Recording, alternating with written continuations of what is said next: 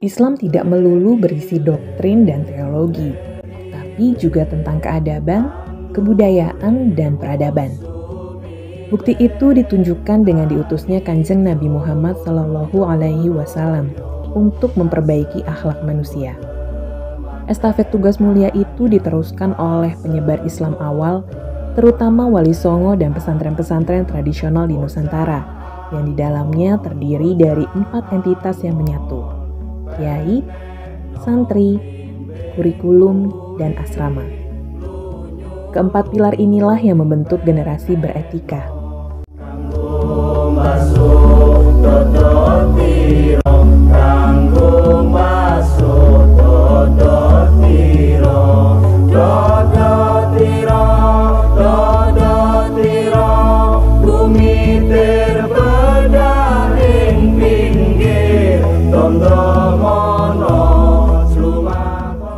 Akar sejarah etika pesantren di Nusantara dari era Sriwijaya hingga pesantren Poso dan Bugis.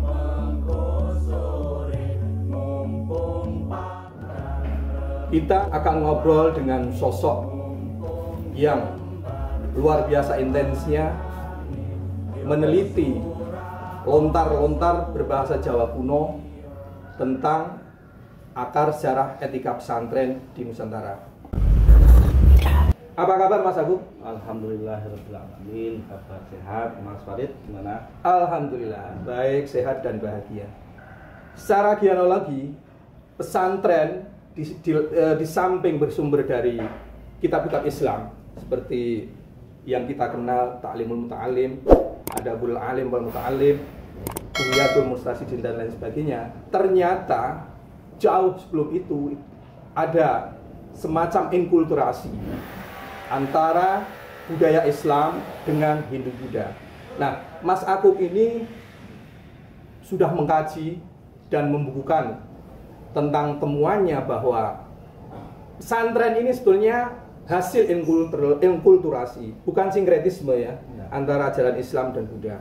Beliau mengkaji sebuah lontar sasono sila krama. Nah, di dalam sila krama itu ada sila krama yang aguron-guron, berbicara tentang misal adab seorang sisya, seorang murid kepada gurunya.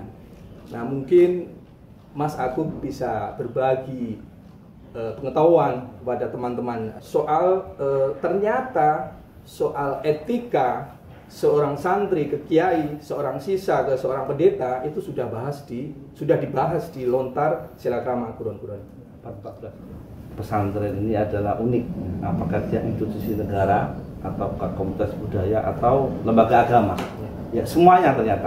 Karena kalau kita mau mencari genealogi berdirinya kerajaan Islam itu kayak di Demak itu awalnya dari pesantren. Begitu juga yang ada di bahkan sebelum Islam di Sriwijaya ya.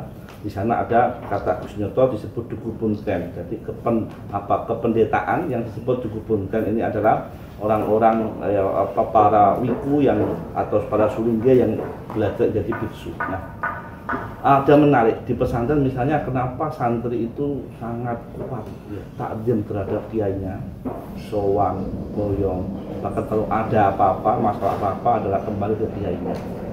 Hubungan santri dan kiai yang begitu erat, yang saya kira melebihi ya, saya kira lebih dari hubungan mursyid dan murid ya, lebih dari seorang syekh dan murid di perguruan tinggi Islam di seluruh dunia. Hubungan santri dan murid itu sudah hubungan seperti antara anak jiwa dan jiwa yang sebelum itu. Jadi sangat erat. Itu kalau bisa ditelusuri dalam naskah-naskah kuno. Misalnya dalam naskah kuno di Aguron-Guron ada konsep Yamabrata. Ya, Yamabrata ini adalah sujud sungkem seorang murid atau seorang santri kepada kiainya. Misalnya ada naskah begini, ngajan sira mlebu ing guwaning mangon ya, atau ngajan sira mlebu ing guwaning naga. Perintah guru harus kamu taati, titah guru harus kamu jalankan, meskipun ini menarik, meskipun sampai kamu masuk ke dalam mulut harimau, sampai kamu tenggelam atau masuk dalam mulut naga, atau bahkan sampai tenggelam di dasar lautan. Kalau itu perintah guru tidak boleh dibantah, tidak boleh tidak dijalankan, karena hutang santri pada gurunya itu adalah tidak hanya hutang ini tapi hutang jiwa. Jadi konsep-konsep yang seperti ini terus berkembang di pesantren ya. Makanya kalau ada santri yang tidak taklim terhadap kiainya ya, tidak taklim terhadap iftah kiainya, maka ini bisa dikatakan adab sudah keluar dari definisi santri. Santri itu secara bahasa ya ada dua. Yang pertama dari bahasa Jawa ya, santri yang mengikuti titah kiai kemanapun dan bagaimanapun harus sujud sungkem, wakadarma kalau dalam bahasa kitab kuno itu. Nah, yang kedua daripada kata santra. San itu adalah manusia, tra itu adalah terpuji, halus budi pekertinya. Kenapa? Karena selalu dididik oleh seorang guru atau resi atau seorang kiai. Nah, jadi doktrin etika pesantren untuk menghormati kiai sedemikian rupa ini saya kira luar biasa, dan itu khas Nusantara. Keberadaannya jauh melebihi di Timur Tengah, karena saya pernah di Timur Tengah tidak menemukan hal yang semacam ini. Jadi bahkan tabarukan yang luar biasa yang kita saksikan di pesantren Salaf ya. Kalau kita mau menghadap harus ngesot ya. Kalau kita mau bertemu aja anak dari kiainya, gus-gus itu harus mematung diri. Ini tidak pernah ada di Timur Tengah, sampai mematung diri tidak bergerak sama sekali. Ini khas Nusantara, perpaduan antara ajaran nenek moyang, etika nenek moyang kita bertemu dengan sejumlah kitab, termasuk kitab Hindu dan kitab Islam yang banyak yang saya sebutkan dalam penelitian saya. Mendengar ungkapan Mas Andi, entah ini hadis atau kata-kata mutiara ulama, bahwa ketika kita menuntut ilmu itu harus bersanad. Karena ketika kita menuntut ilmu tidak ada guru atau kiai, berarti guru kita syaitan. Guru kita syaitan.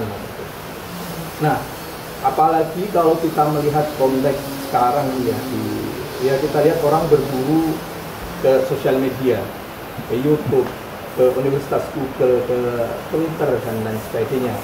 Dengan enaknya seorang menghina seorang kiai, membuli seorang kiai, itu kan kalau kita bicara etika pesantren itu sangat jauh ya, sangat jauh.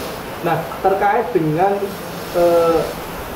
akar sejarah etika pesantren di Nusantara ini, Mas, saya pernah membaca bahwa turunan-turunan dari lontar, dari kitab, itu ternyata ada sanadnya, Mas Andi. Jadi nyambung. Ini saya bacakan. Sunan Bonang atas perintah gurunya, kemudian memerintahkan Sunan Kalijaga untuk menyadur naskah Kamandalan Majapahit. Kemudian Silakrama karya Mustapanda, hasilnya adalah Serat Dewa Ruci. Kemudian diajarkan kepada Sunan Bayat, hasilnya Niti Bropo. Diajarkan ke Ki Ageng Donopuro, hasilnya Suwakawiku.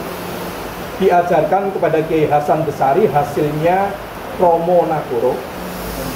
Diajarkan kepada Kiai Anggomoyo, hasilnya adalah Dharma Sunyo. Diajarkan kepada Kiai Yoso di Puro 1, hasilnya Sono Sunu. Diajarkan kepada Kiai Katib Anom, hasilnya adalah Ulang Semahan. Diajarkan kepada Kiai Saleh Asnawi, hasilnya Doso Silo. Diajarkan kepada Kiai Soleh Barat, hasilnya Satirul Adif. Diajarkan kepada Hadratus Syekh Hasim As'ari, hasilnya adalah Adabul Alim wal Muta'alim. Nah, ini barangkali teman-teman pesantren sendiri belum mengetahui. Nah, tentang data ini itu Mas Agus menemukannya di mana? Ya. Di lontar apa, di naskah apa, babat apa, kakawin apa? Ya, terima kasih ya. Memang saya percaya dan saya juga setuju bahwa kita belajar agama kalau Islam harus punya sanad. Kalau kita tidak punya sanad, tidak hanya sekedar ilmu kita yang kita tanyakan, tapi praktiknya kita lepas dari etika. Hanya orang tidak ada sopan santunnya terhadap kiai, terhadap guru yang memberikan ilmu, dan itu kita temui banyak. Saya meneliti tentang asal usul etika pesantren dari kitab kuno Putra Panca sampai kitab Adabul Alim Bahasim ini, dengan tujuan ya orang di bumi kita ini kembali menjaga etika leluhur kita. Kita ini orang Jawa, kita orang Nusantara, ini punya sopan santun yang khas yang belum itu dimiliki bangsa lain. Nah, ini jangan sampai ditinggalkan. Itu semacam kita kehilangan etika ya, di masyarakat. Orang membuli keinginan dia. Nah, yang kedua, saya kira kalau Islam datang dimanapun ya, pasti akan bertemu dengan kebudayaan yang berbeda. Dan itu salah satu adalah bukti Islam itu cocok dengan kebudayaan manapun, mau di Afrika, mau di Eropa, cocok. Karena apa? Islam ada di Indonesia, agama yang fitrah. Nah, begitu juga ketika masuk ke Nusantara, Nusantara sudah punya kebudayaan yang adiluhur sebenarnya. Buktinya banyak, secara material ya sudah ada alat musik yang dibuat dari besi, dari gong, itu membuktikan bahwa Nusantara sudah luhur secara kebudayaan. Nah, setelah etika juga sudah sangat etis ya, bermoral. Berbeda dengan di Arab ya, abad 6 itu masih gelap. Nah, Islam masuk ke Nusantara ini konon ada yang bilang abad 8, ada yang bilang ada yang bilang abad 12. Memberikan warna baru. Nah, memberi warna baru ini Islam punya sanad, tidak hanya sanad yang dibawa oleh pemeluk atau sanad yang dibawa oleh penyebar agama Islam, yang juga jalur kanan, saya katakan jalur kanan adalah jalur yang dari Arab langsung ke Nabi Muhammad, tetapi juga jalur kiri yang dibawa oleh empu-empu dengan ajaran moralnya. Jadi saya kira kalau moral ini sangat universal, jadi apapun bisa. Nah, ternyata memang para penyebar agama Islam ini tidak membunuh ajaran moral lokal ya, orang Nusantara, tapi dilestarikan.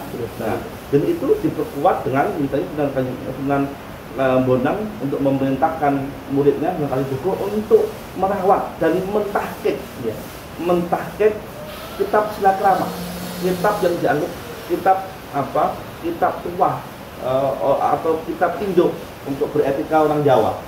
Disuruh diminta untuk ditahqiq. Apa maksudnya ditahqiq? Menghilangkan tauhidnya, didiwanisasi, jadi yang bersifat dewa-dewa dihilangkan, tapi moralnya yang sopan santunnya nilai-nilai luhurnya diambil, tapi tauhidnya, teologinya dihilangkan. Ini cara mengambil kebudayaan lama yang diajarkan oleh Nah, sampai kalau kita teliti nanti akan kita ketemu satu misalnya di dalam Adabul Alim wal Muta'allim bab 4 kalau tidak salah Bahasir itu mengatakan bahwa seorang murid tidak boleh menatap mata sang guru. Ini nggak mau dicari, mohon maaf, saya sudah mencari di kitab manapun bahkan tidak menemukan. Oh, sampai ada semacam itu ya? Tidak boleh menatap mata seorang guru, tidak boleh melihat di atas pundaknya ke atas. Ini saya cari di dalam kitab Janudini tidak ketemu, ya, di dalam kitab apa nggak ketemu, di dalam kitab Persia mungkin juga nggak ketemu. Yang ada di Jawa. Ternyata itu saya baca, ini dapat dari mana Bahasir? Ternyata keterangan yang ini didapat dari gurunya, yaitu dari Kiai Soleh Darat. Iya, dalam Sabilul tidak kita Sabilul ya, Sabilul Muslim ya. Jadi kita lacak lagi sampai nanti ketemu di Empu Tapanca. Nah, ini masih tutup banyak sekali. Ya. Sabilul Ibad ya kalau saya. Jadi ini kita lacak ketemu semua. Ternyata tidak semua ada di Arab, tidak semua ada di bawah Nabi Muhammad, tetapi memang ada di dalam kearifan lokal.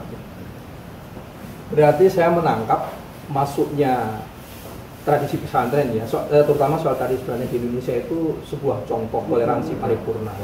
Karena para wali songo tidak mendistorsi ajaran-ajaran sebelumnya, ajaran Buddha, tidak memberangus, tidak menghapus, tapi sebuah upaya mensistematisasikan, kemudian jadilah kitab-kitab tadi yang disebutkan sanadnya. Selanjutnya Mas Agus, soal masih terkait dengan etika santri ya. Kalau kita pernah melihat atau kita berkunjung ke pesantren itu kan seorang santri itu kadang harus berjalan menunduk, bahkan ngesot-ngesot, mencium tangan bolak-balik ke tangan kiai. Ada juga misalkan setelah pungkas mempelajari kitab itu ada semacam ijazah.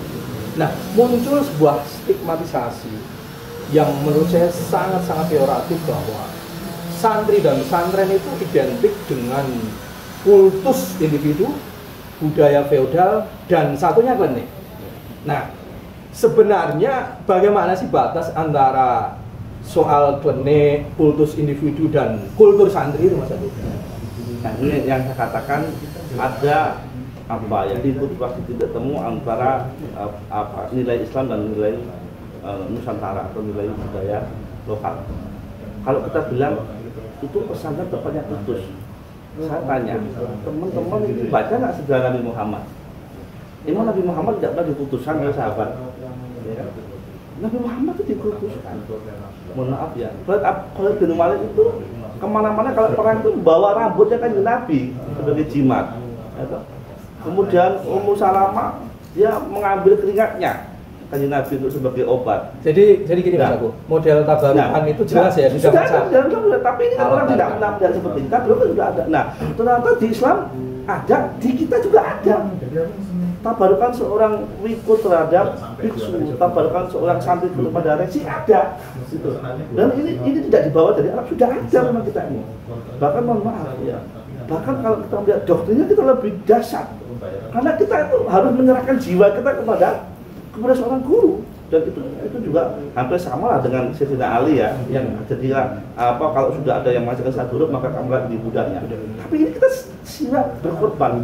Coba kita lihat secara Dewa Ruci yang disadur dari Sirah Krama. Ya. Jadi ketika Werkudara ini diutus untuk menaklukkan raksasa. Dia tahu bahwa hidupnya akan terancam karena di situ adalah raksasa itu maha purna kesaktiannya ya.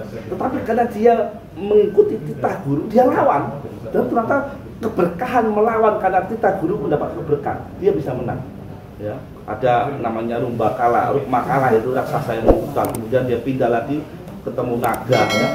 Kemudian paripurna semua dikalahkan oleh Dewa Ruci. Itu adalah Dewa Ruci adalah simbol sejatinya rohani sebenarnya ya. Jadi itu kasab, posisi kasab. Jadi bertemu antara ajaran Jawa, ajaran Nusantara, ajaran lokal dengan di Arab Islam juga ketemu, tetapi spiritnya berbeda, bentuknya berbeda. Tapi ini saya sebut inkulturasi. Nah, ada pun sekarang ini ada orang yang beragama secara rasional untuk apa kita barukan. Nah, karena itu tidak paham sejarah. Ya. Tidak paham sejarah Nusantara, tidak paham sejarah Nabi Muhammad. Itu banyak sahabat itu yang mengambil tabaruk dengan Nabi Muhammad. Nah itu masalahnya. Jadi orang sok-sokan itu nggak baca sejarah, tapi sok-sokan. Itu problem kita ini. Jadi mereka ini ahistoris. Iya, ahistoris. Padahal alat berkah itu, kalau menurut saya pribadi ya sangat rasional, ilmiah dan historis. Ya, punya doktrin, Nah, cuma kan kita konteksnya berbeda. Jadi makanya sebab Islam itu Idul Fitri, ditaruh di mana itu cocok. Nah, kebetulan di kita ini malah menguatkan Islam. Apalagi saat masuk pertama ini kan menghilangkan sekat-sekat sudra, kaum sudra kesatria Brahmana kan. Nah, ini menjadi egaliter. Jadi sangat-sangat. Nah, tetapi kemudian pada penyebar Islam sampai nanti diwasi oleh para kiai, memang toleransi dalam hal kebudayaan, dalam adat, tetapi tidak pernah toleransi dalam hal teologi. Makanya dalam naskah saduan itu begitu ada kata Sang Yang ya, kata yang merujuk kepada ajaran Buddha Hindu, maka akan dihapus menjadi wakadharma, sebab sujud sungkem seorang santri kepada guru. Jadi ada proses dehumanisasi, pemeretelan teologi Hindu Buddha, tapi secara ajaran, secara perangkatnya itu diambil semua. Saya membayangkan begini, jadi para wali dan kiai itu ada botol whisky ya, isinya yang memabukkan itu ditumpahkan, kemudian diganti air sumur ya, dibiarkan botolnya tetap dikemas tetap dengan kebudayaan lama, diganti dengan air bening, tapi dengan air sumur yang barokah dengan doa-doa. Jadi kemudian kalau orang membawa botol whisky apakah tidak isinya juga air sumur atau air pabrik lah ya. Saya kira itu. Jadi sangat arif sekali mereka itu. Pendidikan pesantren berpegang teguh pada ajaran Rasul dengan menjaga tradisi sanad keilmuan yang selektif. Di saat yang sama, dengan cerdiknya mereka menanamkan Islam pada lingkungan sekitar tanpa intimidasi dan memberangus tradisi dan kearifan lokal. Hasilnya, seperti yang kita lihat di berbagai pesantren tradisional sekarang.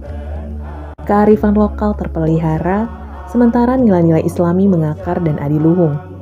Buku ini menghadirkan bukti antropologis bagaimana Islam rahmatan lil alamin bersenyawa dengan kebudayaan lokal dan hasilnya adalah Islam Nusantara.